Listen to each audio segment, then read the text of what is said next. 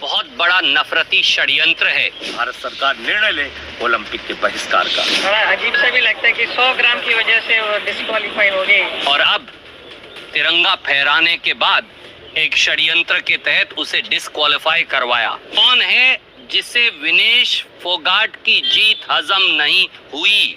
देश के खेल मंत्री कहाँ हैं? नमस्कार दोस्तों, पेरिस ओलंपिक से एक बहुत बड़ी दुखद खबर आ रही है। विनेश फोगाट को 100 ग्राम वजन अधिक होने से डिस्क्वालीफाई कर दिया। ये भारत और भारत की बेटी विनेश के लिए बहुत बड़ी दुखद की बात। मगर ऐसा कैसे हो गया? भारत की फिजियोथेरेपी कहाँ से? हद तब हो गई जब भारत के खेल मंत्री संसद में खड़े होकर विनेश पर हुए खर्च के बारे में एक पैसे गिना रहे थे। वो बता रहे थे कि विनेश पे 70,45,700 रुपए खर्च हुए। ये आईपीएस में सवाल पूछा जा सकता है। याद रखिएगा, 70 लाख रुपए खर्च हुए विनेश फोगाट पे। आइए देखते हैं वीडियो। ओलंपिक चक्र के लिए कुल 70,45,775 की वित्तीय सहायता दी गई है, जिसका विवरण इस प्रकार है। स्पेन के ग्रेट पिक्स में भाग लेने के लिए वित्तीय सहायता।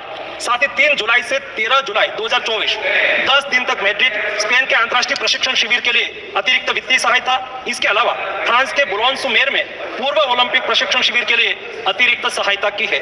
2024 अंतर्राष्ट्रीय कुश्ती संघ सेकंड रैंकिंग सीरीज में 6 जून से 9 जून 2024 4 दिन तक बुडापेस्ट हंगरी में भाग लेने के लिए और 10 जून से 21 जून 2024 तक टाटा ओलंपिक सेंटर हंगरी में अंतर्राष्ट्रीय प्रशिक्षण शिविर के लिए अतिरिक्त सहायक स्टाफ के लिए वित्तीय सहायता की है।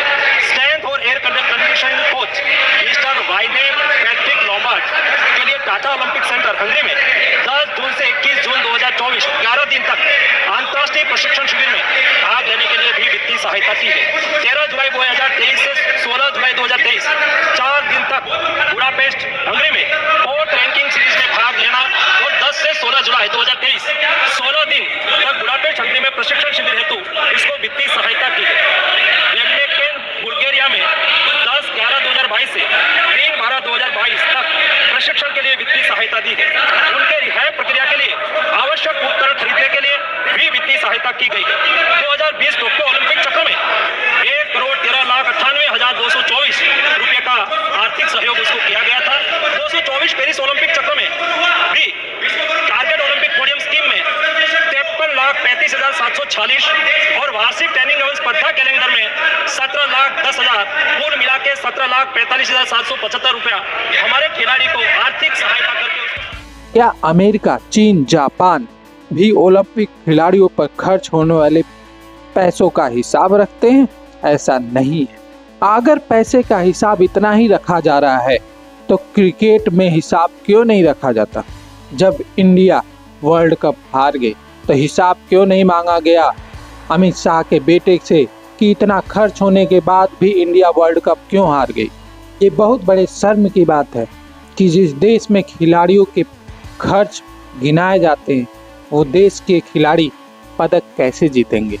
वहीं एक तरफ क्रिकेट में पैसा पानी की तरह बहाया जाता है और वही खिलाड़ी वर्ल्ड कप या कहीं भी जाके हार जाते हैं तब हिसाब नहीं लिया जाता। अरबों करोड़ों खर्च होते हैं क्रिकेट में। ऐसा केवल भारत में ही होता है, किसी और देश में नहीं होता। ये बहुत बड़े दुर्भाग्य की बात। मुझे पता है कि क्रिकेट का बात करने से बहुत लोगों को दुख होगा, मगर सच्चाई ये है कि क्रिकेट का आधा पैसा भी ओलंपिक खिलाड़ियों पर लगे तो इंडिया पदक तालिका में नीचे नहीं ऊपर होगा। अंत में जाते जाते आपसे एक ही सवाल पूछना चाहता हूँ, क्या सरकार को खिलाड़ियों पर खर्च होने वाले पैसों का हिसाब संसद में गिनाना सही है या गलत?